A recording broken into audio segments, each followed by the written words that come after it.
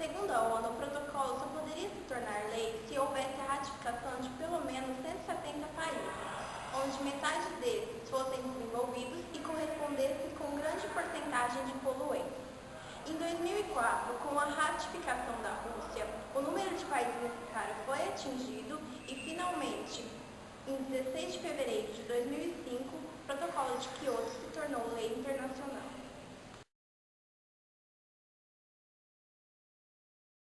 Alguns países, principalmente a Europa, teve uma pequena diminuição da emissão de poluentes, cerca de 0,5%, uma porcentagem muito pequena comparada aos 5% propostos pelo protocolo, e este tem prazo somente até 2012.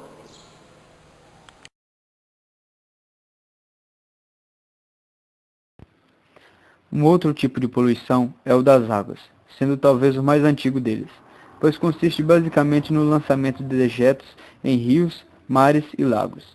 Como os dejetos e grande parte dos outros poluentes lançados nas águas são compostos de matéria orgânica, eles aumentam a quantidade de alimento no meio aquático, fenômeno denominado eutroficação.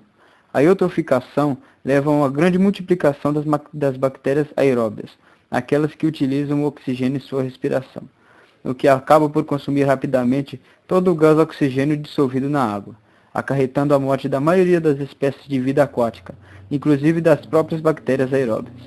A eutroficação se dá principalmente pelo despejo de diversos tipos de esgotos na água sem um tratamento prévio.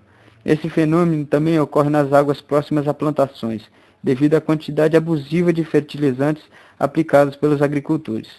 O ambiente aquático também sofre com envenenamentos por detergentes, ácidos, amônias, agrotóxicos e diversos outros tipos de materiais nocivos. Olá, estamos aqui reunidos com a professora Karina. Karina, o que seria o fenômeno conhecido como maré vermelha? É uma consequência da eutroficação, em que a disponibilidade de alimentos na água ajuda a aumentar a quantidade de dinoflagelados, que são protistas unicelulares que realizam fotossíntese. Eles competem com os peixes pelo oxigênio, além de liberarem substâncias tóxicas na água, causando a morte de milhares de peixes. E ganha esse nome de maré vermelha devido à coloração que se torna a água. Ela fica desde amarela, alaranjada, vermelha ou marrom.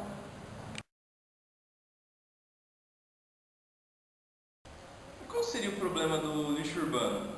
O problema é que uma pessoa produz em média cerca de 2,5 kg de lixo por dia. E com o crescimento da população, não haverá mais áreas para depositar esse lixo. Se enterrarmos, ele poderá contaminar os lençóis freáticos.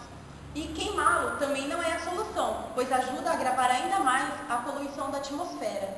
E qual seria a solução para esse problema do lixo urbano? A solução seria a reciclagem, ou seja, seu reaproveitamento. Pelo contrário do que aprendemos na pré-escola, não é você fazer um catavento de papel que ficará guardado na sua estante, mas sim fazer algo útil. E para isso é necessário separar os seus componentes.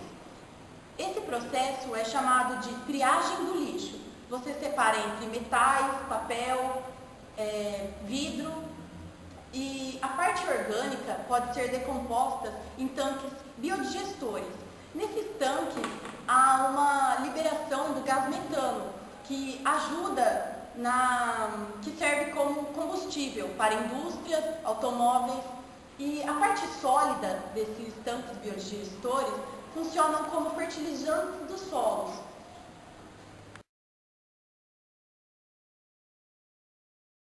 E por que ainda não adotamos esse meio como solução? Porque a reciclagem é ainda muito cara, sendo mais fácil e barato você utilizar a matéria-prima do que a matéria reciclada. Mas com o esgotamento dos recursos naturais e a degradação do ambiente, no futuro seremos obrigados a utilizar a reciclagem. Então teremos que conscientizar as pessoas e fazer meios tecnológicos de reciclagem.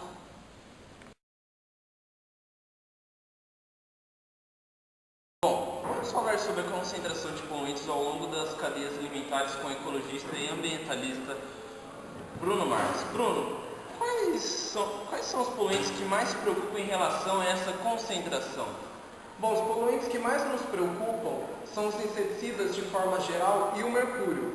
Os inseticidas, dentro do grupo dos organoclorados, principalmente o DDT, o dicloro de feniltricloretano, são esses agentes que nos preocupam. O DDT principalmente é usado em lavouras como inseticida, pois tem grande abrangência, ele combate diversos tipos de insetos. E por que esse inseticida é tão perigoso para os ecossistemas? Bom, na verdade, o perigo do DDT é pela sua grande capacidade de absorção pelo corpo e a sua facilidade de concentração. Por exemplo, um produtor em uma cadeia alimentar se contaminado por esse DDT, ele vai passar a todos os níveis tróficos superiores. Então, pode chegar a todo o ecossistema. Por isso que nos preocupa. E quanto ao mercúrio? Bom, o mercúrio é basicamente o mesmo problema do DDT. A única diferença é a sua origem, que vem principalmente do garimpo. Os garimpeiros usam o mercúrio para separar o ouro do cascalho da margem dos rios. E também pela diferença em que o mercúrio contamina o ser humano. Por exemplo, no DDT, o ser humano é atingido principalmente no fígado, com doenças como cirrose e câncer. E já no mercúrio, as doenças são mais no sistema nervoso, no sistema neurológico, causando Alzheimer, Parkinson, ou mesmo autismo, também tem casos. E também doenças em outros órgãos, como pulmão, rins, sistema digestivo. E existem soluções para esses problemas dos poluentes? Bom, existem. Na verdade, nós dependemos do governo, porque a principal solução seria um controle governamental sobre a produção, sobre o uso de produtos que contenham o DDT e o mercúrio. E também a substituição, se possível, desses produtos em lavouras, no garimpo mesmo. E também campanhas de conscientização, também vindas do governo, que serviriam para conscientizar as pessoas a não usar mais esse tipo de produto e alertá-los do risco que todo o ecossistema, que consequentemente chega em nós mesmos, que esses produtos nos acarretam. Obrigado. E bom, como visto nesse vídeo documentário, podemos relembrar o que aconteceu aqui.